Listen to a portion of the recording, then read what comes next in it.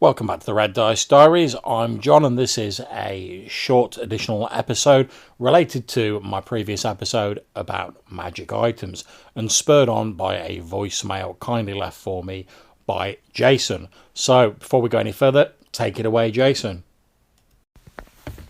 Hey John, Jason here. Just want to comment on your magic item episode. So, I think the attuning yourself to the item is interesting. I agree with you. You shouldn't just carry it around and poof, you know what it is. But let's say you didn't fully figure out what it was, right?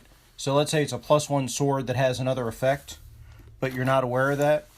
Well, over time, I could see where you would, even if it didn't come out in game, I could see over time where you would discover that effect just by using it daily.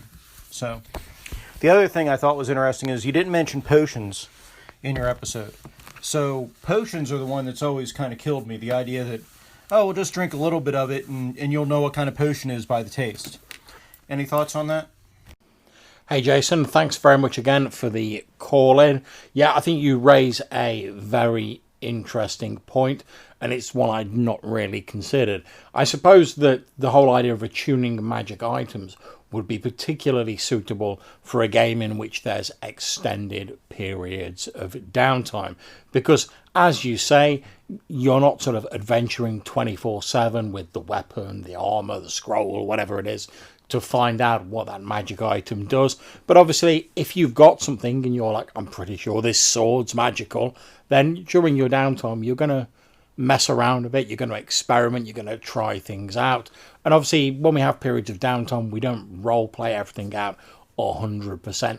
We tend to cut to the chase a bit. So I think that's where the whole sort of attuning could really shine, when you have these sort of extended periods of downtime. And as you rightly say, maybe not to sort of say like, boom, there you go, there's all the list of powers and how everything works, but perhaps maybe when you attune yourself the first time, maybe you have to do it a couple of times. Maybe the first time you just get like, oh yeah, it makes it a little bit easier to hit your enemies, but you have to like experiment with it a little bit more to get the fact that maybe it's got additional specific powers or slightly more interesting powers than just like the +1 to hit or whatever it is. As for potions, yeah, I always quite enjoy potions, to be honest. Part of the reason I didn't mention them in my original episode is because I don't really have any problem with sort of adjudicating them or how they work. I don't believe they have an attunement thing for them in 5th edition, although I might be mistaken. It's not the edition I'm most familiar with. However, I've always sort of gone along with the idea that, when someone like tries like a little speck of a potion, and we've all done it, you find a potion and you're like, oh shit, that might be some like bad mojo in there, but it could be some powerful magic. I'm just going to try a little spot of it, make sure I don't feel sick or throw up or anything or whatever, because it's probably not going to be enough to kill me if it's a poison. But I also think if you're trying so little that it's not enough to affect you if it's a poison, you're not really going to get any massive effect out of it if it's actually a magical potion. So if you try like a little drop of it and it's a flight potion, you're not going to be zipping around like a bird flying through the sky. So what I tend to do when I'm sort of GMing and people are trying out potions is, if they do the obligatory, I'm just going to try a little dot of it or a little tot of it, what I normally do is I normally give them some sort of a lesser effect that hints at what the effect of the potion might be, but it still leaves a bit of room for interpretation and allows them the satisfaction of figuring it out. So for instance, in the aforementioned flight potion, they try a little dab of it on their tongue, they might feel a little bit lighter. Maybe if they jump down from a height, maybe they land a bit more softly. Now that could be a feather fall potion, it could be a flight potion, it could be a levitation potion, but the PC is one step closer to unraveling what this mysterious magic item is.